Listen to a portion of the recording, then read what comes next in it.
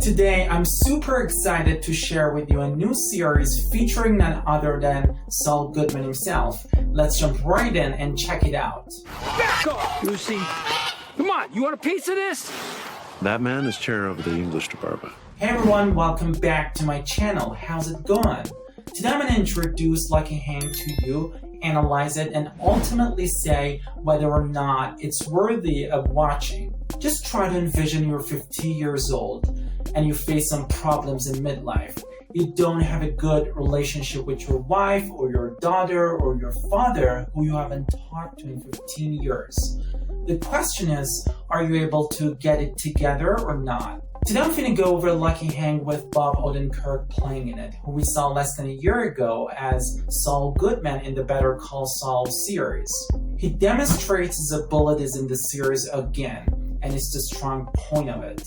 Lucky Hank is produced this year in 2023, written and directed by Daniel Adias. Bob Odenkirk, Mireille Enos, and Susan Cryer also act in this film. We all know Bob Odenkirk, the actor who plays the role of Saul Goodman in the Breaking Bad and the Better Call Saul series. Mireille Enos also acted in the Killing in the Catch series as well as the World War Z movie. Susan Cryer's acting resume includes movies like Two Guys and a Girl and Cloverfield Lane 10. If we exclude Bob Odenkirk, the rest of the cast are not very prominent, and we have to see how they can cope with the roles in the series. But Daniel Adias has a relatively good acting resume and has directed parts of the Wire, House, and Lost series. This all can lead us to hope that the series may be successful. The story of the series starts from where Hank is a professor in a university that is not very high level and has financial problems. He begins getting into an argument with one of the students in a writing class and humiliates him. But that's not the end of the story. Hank's life as a middle-aged person has fallen apart, both in the field of work and in the field of his personal life with his wife, his daughter, and his father. Meanwhile, his father, who's known as one of the literature geniuses, announces his retirement. Now, Hank is worried about his future, like, what if his father comes back? The story goes like this, and over the course of the series, I see that Hank is not very eager to fix his life. He deals with his problems in many situations imperturbably. The story of the series is based on the book Straight Man, written by Richard Russo. The names are almost the same as the book, but there are also differences, and the authors of the series left their marks on it. But there is a possibility that it'll end with one season, of course, provided that they don't want to drag out the series. Like one of the series, I won't tell you.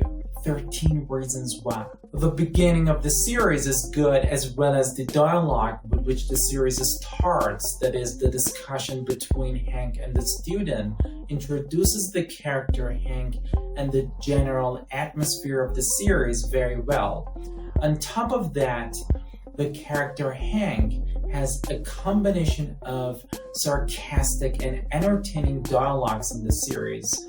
But Odenkirk's acting is great as always. To be honest, the character Hank is similar in some ways to the character Saul, with both having many problems to solve. The difference is that Saul has much more motivation to solve his problems, and I think this is the reason for choosing this actor. Watching the first episode of the series reminded me of reading a book a lot, because most good books first define the character well. It's the same case with the series in the first episode. That is, it defines the character Hank beautifully. Moreover, the series is a combination of drama and comedy genres, which means it's the funniest serious series I've ever seen. In general, I like the idea of the series. The set dressing, lighting, and sound recording of the series are good, and I don't see any flaws in it. But I take the issue with the editing of some of its sequences. In the end, I feel people over 30 relate to the series much more than others. Now, let's say whether or not it's worth watching. overall, the series is not very high level and could not meet the expectations, but watching it in your free time is worthwhile. Thank you so much for watching this video till the end. Type out your opinion about the series in the comments. Thank you so much again for watching. See you later for my next videos. Bye.